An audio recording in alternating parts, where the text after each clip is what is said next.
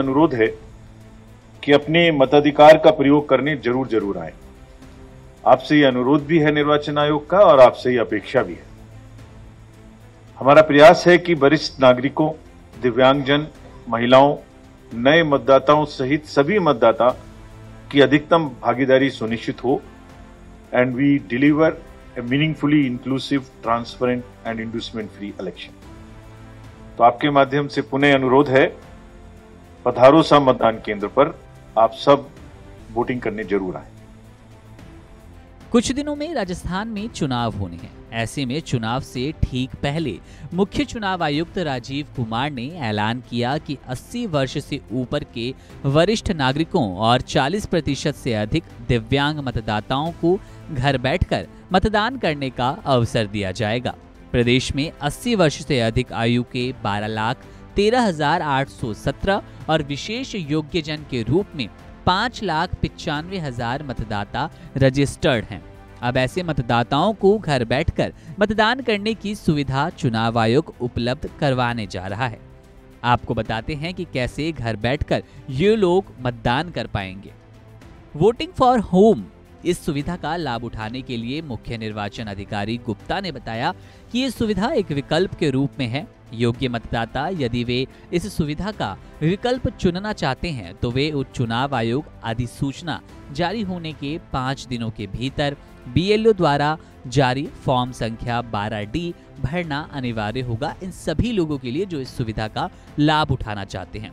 गुप्ता ने कहा कि होम वोटिंग का विकल्प चुनने वाले इन मतदाताओं की सूची निर्वाचन अधिकारी द्वारा सभी मान्यता प्राप्त राजनीतिक दलों को उपलब्ध करवाई जाएगी। इसके लिए गठित मतदान दल इन मतदाताओं को पोस्टल बैलेट के माध्यम से मतदान होगा।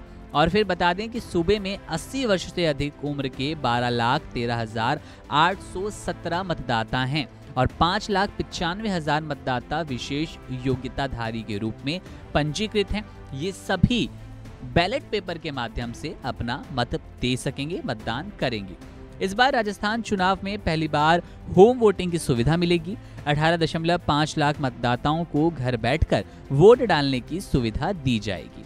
आपको एक बार फिर बता दें कि 80 वर्ष से ऊपर के वरिष्ठ नागरिकों और 40% से अधिक दिव्यांग मतदाताओं के लिए भारत निर्वाचन आयोग ने ये नई सुविधा शुरू की है। भारत निर्वाचन आयोग के निर्देशानुसार 80 वर्ष से अधिक आयु के वरिष्ठ नागरिकों और 40% से अधिक दिव्यांग श्रेणी के विशेष योग्यजन मतदाताओं के लिए प्रदेश में पहली बार विधानसभा आम चुनावों में होम वोटिंग की पहल की गई है। इन चुनाव में पात्र 18.5 लाख मतदाताओं को विकल्प के तौर पर यह सुविधा मिलेगी। अब जरा मुख्य चुनाव आयुक्त राजीव कुमार को सुनिए, आगामी चुनाव और मतदान प्रक्रिया को लेकर क्या कुछ बता रहे हैं। अनुरोध है कि अपने मताधिकार का प्रयोग करने जरूर आए। आपसे ये अनुरोध भी है निर्वाचन आयोग का और आपसे ये अपेक्षा भी है।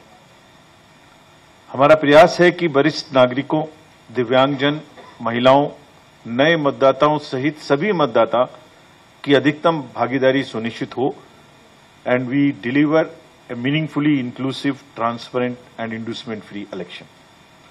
तो आपके माध्यम से पुनः अनुरोध है, पधारो सा मतदान केंद्र पर, आप सब वोटिंग करने जरूर आए।